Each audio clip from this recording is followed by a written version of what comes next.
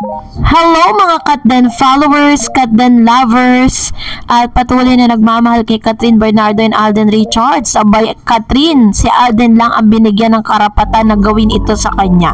But before that, if you haven't subscribed yet to my YouTube channel, please don't forget to like, share, and subscribe at i-hit mo na rin ang notification bell for more showbiz updates. Bago tayo of course magpatuloy sa ating updates for today's video, nais ko po muna magpasalamat sa lahat ng mga legit viewers, subscribers at ang lahat ng mga legit na nagmamahal at sumusubaybay sa lahat ng ating mga updates. Thank you so much sa inyong panonood.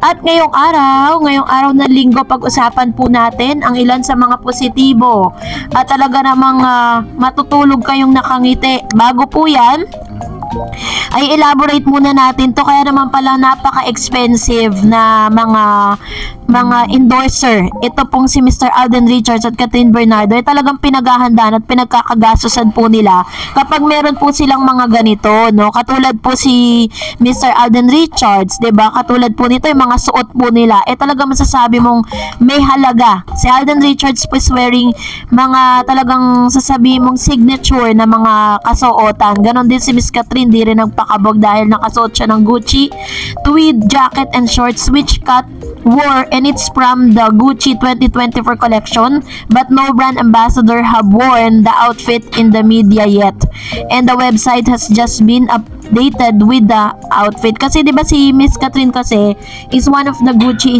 endorser yan. So kapag endorser ka kasi, ambassador ka, pag may mga bago po silang mga products, ikaw muna yung ipapasuot nila para magiging limited siya. And isa rin dito yung shoes na sinuot niya, dalawang celebrity pa lang po ang nakakasuot yan siya, and then the other celebrity na hindi naman nabanggit. And of course, si Mr. Alden Richards also using a Louis Vuitton suit and Men's shoes, no? At ang kanila pong ginamit na sasakyan ay Volkswagen. Ayan, kung tama ba yung aking pagbanggit. Beetle 1968 lang naman, no? So ito yung mga sasakyan na talagang masasabi mong may halaga dahil vintage na po itong mga to, 'di ba? So ganun po katindi yung kanilang mga sinuot. Meron pang ring na parang wedding ring na Cartier, 'di ba? And isa rin sa mga highlights ng ating updates dito is ito pong mga nagkalat na mga video updates po na nag-ala Spider-Man si Mr. Alden Richards. Base po sa mga showbiz insiders at base po sa mga showbiz critics ay tila baga nagbabadya na si Mr. Alden Richards lang talaga ang binigyan ng karapatan ni Miss Catherine Bernardo na gawin ito sa kanya. Kasi nakita natin na parang base po kasi sa report, hindi talaga scripted do na parang pupunta si Alden Richardson sa place niya, kasi nga magkahiwalay yan tas ang capacity kasi nitong escalator nito is parang isa lang. So dapat isa lang talaga yun nandoon, pero talagang pinagpilitan ni Alden Richards. Siguro napanood at napadaan na to sa mga news feeds ninyo na parang tumalon si Alden. Medyo nag-alala yung mga nando doon kasi wala po yun sa napag-usapan, and nakita po talaga natin na syempre may possibility na kapag na out of ka doon, diba, yung parang na out of balance ka, pwede kang malaglag or pwede kang masugatan or what, pero hindi po inisip ni Alden Richards doon dahil ang kanyang pinaka-goal is bigyan talaga ng tissue itong si Miss Catherine, diba? Mas lalo talagang mas nagpa-trending pa dun sa mga nangyari nga dito po sa Iloilo na nagpasaya sa mga taga Iloilo. So pagtalo niya, akala natin sa isang video clip ganito lang, akala natin wala lang, tumalon lang si Alden. Pero may isa pong video na napakalinaw, napakaliwanag na ipinakita doon kung ano ang isa sa pinakarason, at sinasabi po ng ilang mga showbiz critics na si Mr. Alden Richards lang daw ang binigyan ng karapatan ni Miss Catherine Bernardo na gawin ito para sa kanya. Makikita natin sa video na parang meron po siyang dinukot sa kanya pong packet. Ito na yung pinaka clearer. So kung kanino man video to, maraming salamat, credit to you. Yan, pagtalon niya, meron siyang dinukot sa kanyang bulsa. Ayan, may dinukot siya at may nalaglag pang something which is the tissue. And the other side, akala natin wala na. Yung pala, meron siyang inabot kay Miss Catherine Bernardo na isang tissue dahil nakita niyang pawisan si Miss Catherine. Alam niya kung anong point of view ko dito. Alam naman ni Catherine Bernardo na lagi siyang pawisan sa mga ganitong klase ng mga papromo at sa mga ginagawa nila. Pero talagang pinipili niyang hindi magdala ng tissue. Hinahayaan niya at binibigyan niya ng karapatan si Alden Richards na ipakita ni Alden Richards sa buong mundo kung gaano siya inaalagaan nito. 'Di ba? Kung tiisipin po ninyo, parang alam naman ng glam team ni Miss Catherine na sobrang pawisin si Catherine kasi pag nagwo-workout ka talaga, parang konting lang pagpapawisan ka eh. Kumbaga, na-absorb na ng sistema ng katawan mo yung ganon. Pero talagang pinipilit niya na hindi magdala ng tissue. Parang si Mr. Alden Richards ang magbibigay sa kanya nito, 'di ba? Parang sa point of view natin is she's allowing Alden Richards to do that for her, 'di ba? Which is isa sa pinakamagandang gesture na ginawa ni Mr. Alden Richards dito. Totoo nga yung mga sinasabi nila, kung i-describe nila yung kanilang mga sarili, talagang mga maaalaga sila, 'di ba? At isa pa sa mga inaabangan natin dito is si Miss Catherine Bernardo naman ang mag-abot ng tissue or magpunas ng pawis nitong si Mr. Alden, 'di ba? Sana dumating din po 'yun sa mga punto ng kanilang paprome, di mas lalong trending lalo, 'di ba? Parang sinasabi tuloy ng mga viewers, si Alden Richards lang daw yung nagkikare kay Miss Catherine. Si Alden nga, ikinuwento niya na, 'di ba, nung nasa Canada sila na talagang binadalan pa ni Catherine si Alden ng mga food. So anyways, kayo, anong inyong saloobin patungkol dito? Comment down below.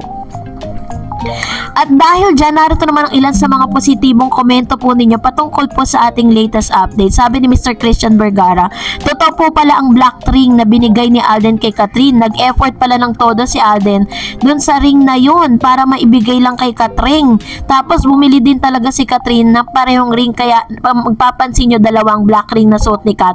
Thanks Ma'am Dared sa update sa Kat din, and God bless po sa'yo. Thank you Mr. Christian Vergara.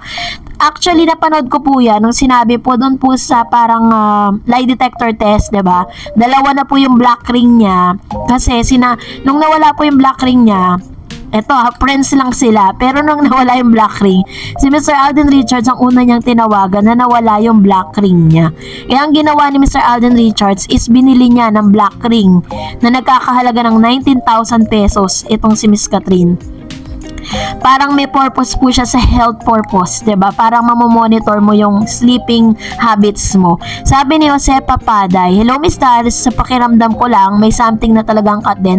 Parang gusto na ni Alden sabihin na sila na, kaya lang parang ayaw pa ni lawyer Catherine. Sabi naman ni Monay Mabantawi, yan palang 7 oras di nila kaya na di sila makapag-usap. Ibig sabihin, alam na kuha nyo mga Katden fans, tapos sasabihin nila friends lang. True, 'di ba? 7 oras ayaw silang, sabi ni Derek, wag mo na mag-usap. Maya-maya nandun na, kumakain na silang dalawa. Sabi ni Ma'am si Annabel Garde, hello again Miss Tarot. Sa tingin ko kasi sina Alden at Kat talagang swak yung mga ugali nila. Bubbly at jolly si Kat, at si Tisoy naman kalog at talagang may sense of humor. Kaya walang boring na oras pag silang magkasama at parehong pagkain ang mga weakness. Kaya sila talaga nagkakasundo. Kaya pati si Derek nahihirapan ng kontrolin ng dalawa. Agree din ako kay Sir Renato. Ayon din sa na-senscom na may part 3.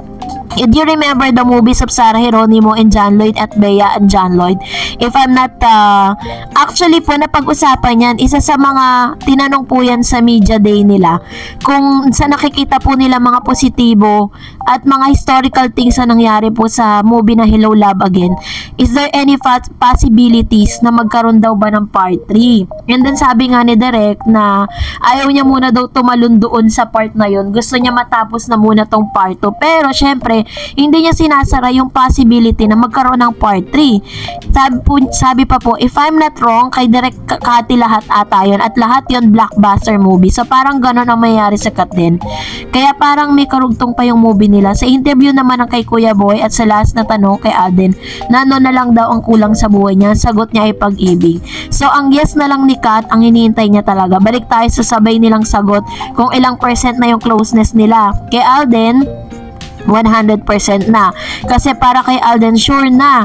Which is true, 'di ba? Nung tinanong po sila sa media day, yun po yung mga sagot nila. At talagang makikita mo na very comfortable po nilang sinabi yun sa public. Di nila nilihim. So, sabi ni Alden, 100% na kasi parang si Alden, sure na talaga siya kay Kat. Leading to marriage na talaga yung kanya. But si Kat, 87 pa lang. Kasi nga, may agam-agam pa si Kat at not yet ready pa sa dream ni Alden. Sabi pa niya, every month, 1% increase. So, ibig sabihin, may 13 month pang hinihintay si Alden para maging lubos na sa kanya na si Kat. Sa bagay, mabilis lang ang panahon, Tisoy. Tiyaga lang, mabigay din sa'yo ni Lord ang pag-ibig na hangad mo, ang oo ni Kat. Happy blessed day, Miss Dars. Ayan, thank you po, Ma'am si Annabelle, sa inyo pong napaka-positibong komento patungkol sa ating latest updates. No? So, nakakatuwa lang talaga yung mga sagutan po nila. Tapos yung mga talagang all out na rin si Miss Kat na ipakita talaga yung kanyang nararamdaman, diba? Yung mga gesture po nila, dun yung mababasa nyo na. Sabi ni Miss Renato, speaking of the other country open for screening sa HLA movie ng Katen, I think natuwa dito si Miss Virgie Pamposa. She's from Hong Kong, right, Miss Dareds? Pero na ang Hong Kong, Malaysia, meron even Middle East na dati limited to UAE lang. Meron na sila Bahrain, Qatar, UAE includes Dubai and Abu Dhabi. Nadagdagan din ng Asia Pacific region such as Guam, Saipan, Australia, Europe like Italy. At inaayos na po. Wow! Ibig sabihin talagang yung mga dating places na hindi po pwede yung mga ganitong movies, kinikater na rin po nila. Ganon ka laki at kalawak po yung narating ng movie na Hello Love Again. So, sabi niya, catered to often for those movie, they even have black screening here in Canada sa November 15. Midnight screening din po ang November 15 lang ang playdate schedule. Unlike sa Pinas, succeeding days merong midnight screening in 72 cinema. So it's safe to say na HLM magbe-break ng record.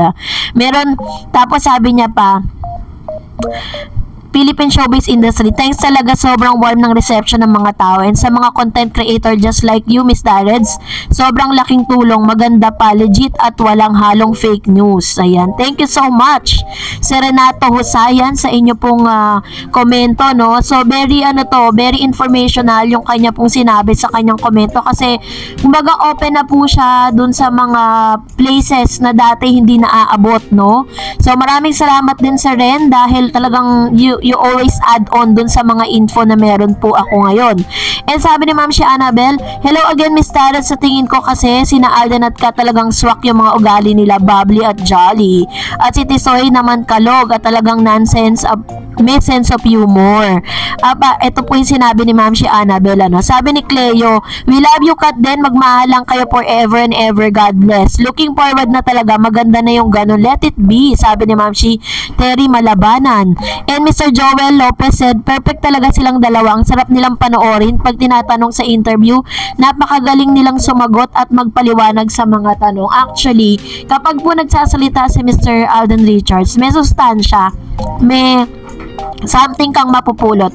Ganon din naman kay Miss Catherine, 'di ba? Talagang sasasabi mong may brain. Kasi hindi naman magiging magaling na actress 'yan kung walang brain 'yan. Kasi kaya niyang parang dalhin yung emosyon kung paano niya sasabihin na very natural at very intelligent ang dating. Sabi ni Miss Virgie, hi Ma'am Dars, thanks for daily update. God bless you more and also for Kat din. Ay nako ma'am, ako nagpupuyat sa Kat din. Ay oo Ma'am Dars, sa panood ko yung Doc Yapi. Marami nga daw nagpaparitoke ng mga artista at lagi si Miss Catherine ang pinapagaya. O Ma'am Dars, may party tiyak kasi yung nag-question na talagang Australia at nagbigay na siya ng title for part 3 at gusto nila sa Australia naman. Ay, kilig ako talaga. Hindi ako makapagtrabaho ng mabuti. God bless you. Ayan. Thank you, Ma'am Shabergie.